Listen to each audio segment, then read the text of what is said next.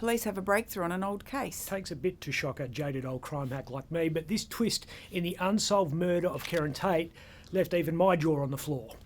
Kerry was murdered in 1976. Body was found in bushland southeast of Perth, and it was, by all accounts, a pretty gruesome crime scene.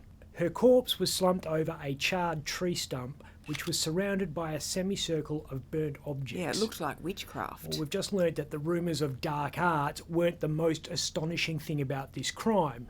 Police reckon Kerry Tate was the victim of a serial killer, and they've named the suspect.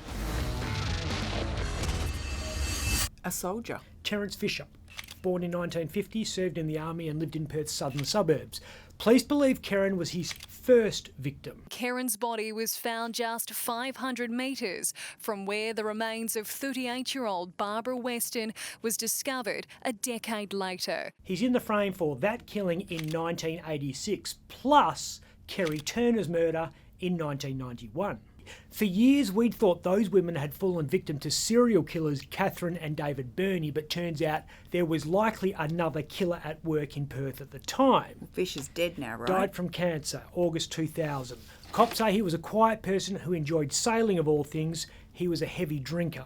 As we talk about this now, detectives are digging up the backyard of a house in Manning in Perth South, where Fisher used to live. Yeah, this case came back on the radar a couple of years ago. Mid-2023, detectives identified male DNA from exhibits from the Tate crime scene. Turns out that the cops back in the 1970s had been good at collecting everything from the bush near her body, and it was preserved in evidence lockers for the next 4 decades. Today's cold case squad had been trying to match the DNA with databases around the world.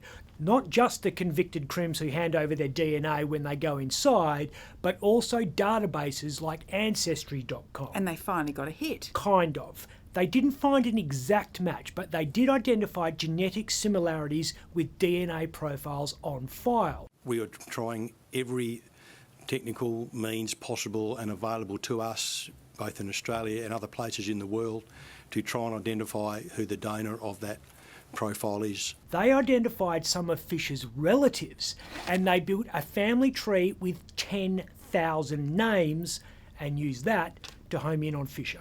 I'm Ben Harvey.